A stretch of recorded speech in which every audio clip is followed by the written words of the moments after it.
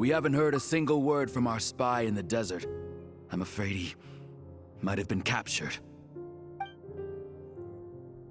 Never mind. But we spent years turning him. And a lot of Mora.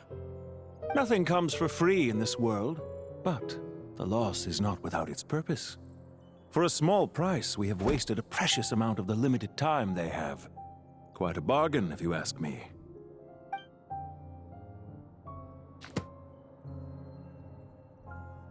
Understood.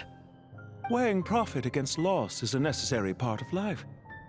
But to tell the truth, I have been operating at a loss since this all began. Since many centuries ago, in fact. For instance, why would a banker act as the executor of a will? If you hadn't deposited your personal belongings at Northland Bank, I would have no reason to be here right now.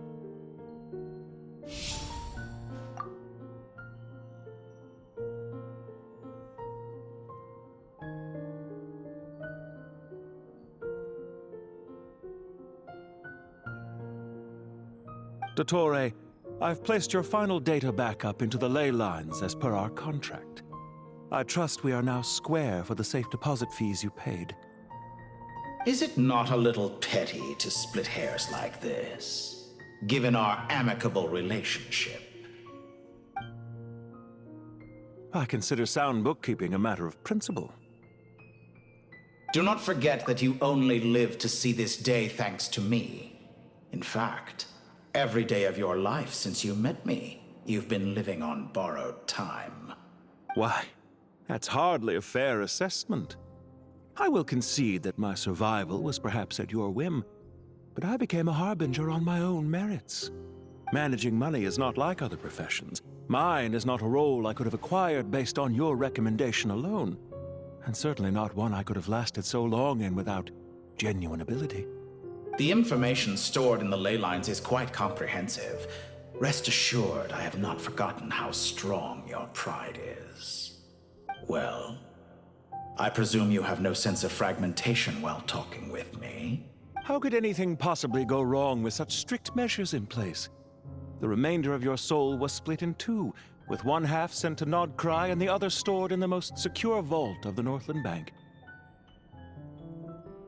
Though I must say, your disdain for the other segments is quite amusing. Zandik is you, and you are Zandik. Zandik created the segments, yet you, a segment yourself, reject him.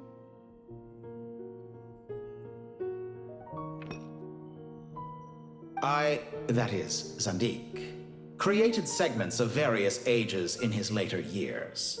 To achieve this, he had to freeze time and part with a portion of his soul. But as constructive as it sounds, it erases my uniqueness. If each segment is equally me, then by the same token, none of them are truly me. A soul living forever in the past inevitably holds different views than he did in his later years. The same thing that completes me also restricts me. You too might ask yourself which stage of your life you want to be preserved at. The day your business failed? Or the day you were framed by a gang and sold off to a medical lab as a test subject? We needn't dredge up the past. This undesirable plan was eventually scrapped. Lesser Lord Kusanali was quite right. I needed an opportunity to eliminate myself. And after that, I concluded that there was no more effective plan than directly splitting the soul. Once the soul is transferred out, you will find that creating a physical body is far simpler than creating a puppet. The other half of your soul suffered a crushing defeat in Nodcry, you know.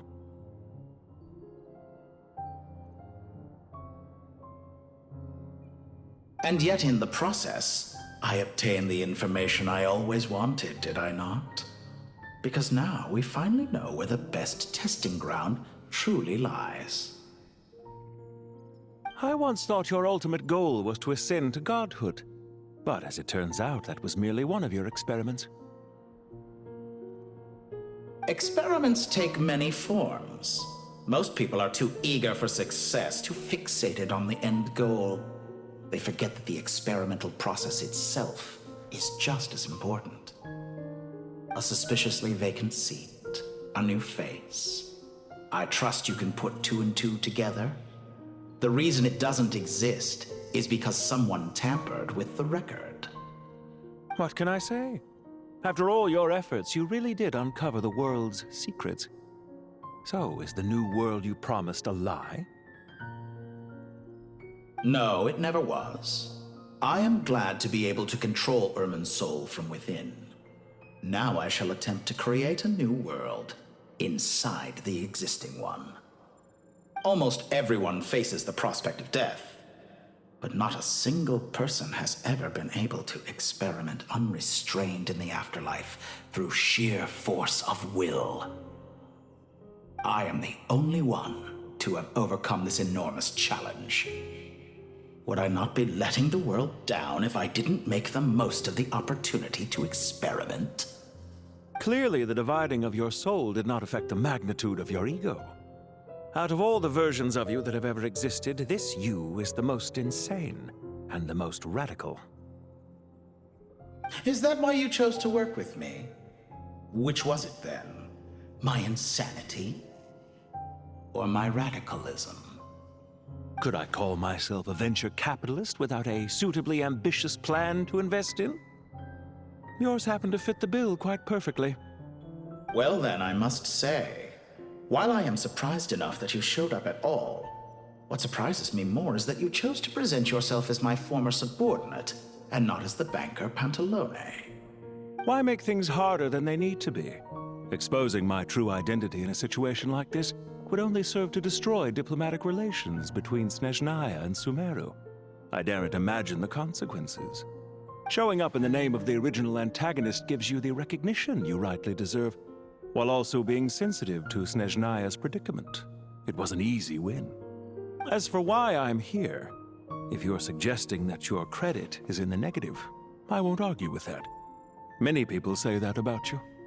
I'd argue that a significant factor in your willingness to cooperate is the fact that you have but a few years of life left after my death.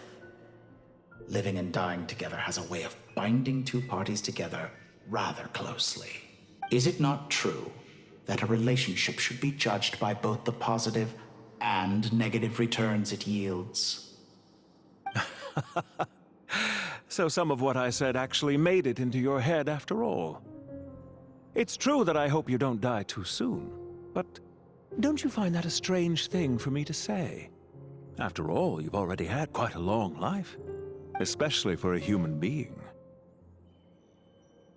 Let's not pretend that you're any more innocent than I am. Are we not the same in this regard? We both despise the existing laws of this world, and neither of us enjoy being under anyone else's control. Is it really so greedy to want the world to operate by a new set of rules? Of course not, my dear friend. And as I've said before, mutual interest is the foundation for the most reliable of relationships. You can attest to that. I just hope there never comes a day when I have to work too hard to prove that. Regreator, sir. People have been spotted approaching Sumeru City. How strange. Despite your access to Irminsol's data, it appears the soldiers noticed before you did. They must have found a workaround. Well, Dottore, I trust you know what this means. The fact is... They're coming. They'll breach the city gates any moment now. But even so, I would say Irminsol is a wonderfully convenient thing on the whole. If you do manage to create a new world, perhaps you could plant one outside my office, too. I'll consider it. What do you need me to do? Stall them? The experiment will take time. Stall them for as long as possible. Very well. But you're really asking for the moon here. Have you heard this story? There was once a guilty man, kneeling in the center of a church while an angry mob outside waited to bring him to justice. He pleaded with the gods, begging them to grant him one final request, the chance to finish confessing his sins before he was sentenced. Many suns and moons passed, seasons changed, and still his confession continued, as if he intended to speak until the end of time. Are you suggesting I worship you as a god? Or were you hoping that I might confess my sins to you? Certainly not the latter. That would make my life miserable indeed. For someone who despises them so, you never seem to have any objections to me creating or becoming one. At first, I thought you'd be furious. Concerned I would terminate our partnership, were you? Not at all. You had reasons why our partnership must continue. Don't you find people's attitudes toward gods amusing? A god descends from the heavens and people worship it unreservedly, blindly following whatever rules are given to them. And yet, when they see an ordinary person gain godlike levels of power by virtue of their own hard work, they treat him with nothing but suspicion, even if he is a compatriot. Is that supposed to be a compliment? No. I was just thinking. I pity the man who would call you a compatriot. There's no need to be so self-critical. I know it's a little late in the day to be asking this, but how have you been keeping? I'm flattered that you would take the time out of your busy schedule to consider my well-being, Doctor. The part of your soul that went to Nodcry caused quite a stir, sending our organization back to the drawing board on numerous fronts. It was quite a headache for everyone involved. Dear me. I must have caused you no end of trouble. You certainly did. I had the rare honor of being summoned before the Tsaritsa with Pulcinella to answer for myself. A terrifying ordeal. Don't worry, I pulled through. At most, it's a public relations nightmare. I made sure of that. Now I'm curious. How did you explain yourself? Oh, it was quite simple. I just pinned the blame on someone who wasn't there to defend himself.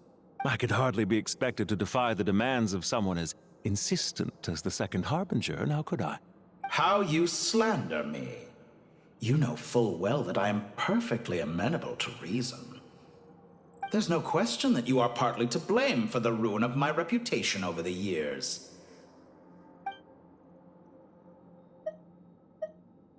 Do you have anything lined up for when this is all over? Hard to say. Field work always takes quite a toll on me, as you know. Once I'm back at Snezhnaya, I'll start with a well-earned cigarette. Why are you so eager to ruin your lungs after I went to the trouble of replacing them for you? If you have an issue with it, feel free to try to stop me. What's on your mind? The limits of humanity. It's a pity.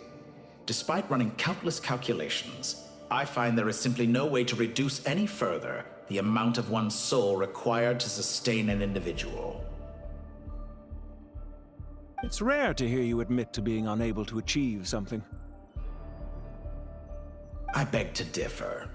For instance, as I've told you before, the original me was prone to motion sickness and couldn't make long train rides. Ah, yes, of course. One of the reasons you often sent yourself out on errands.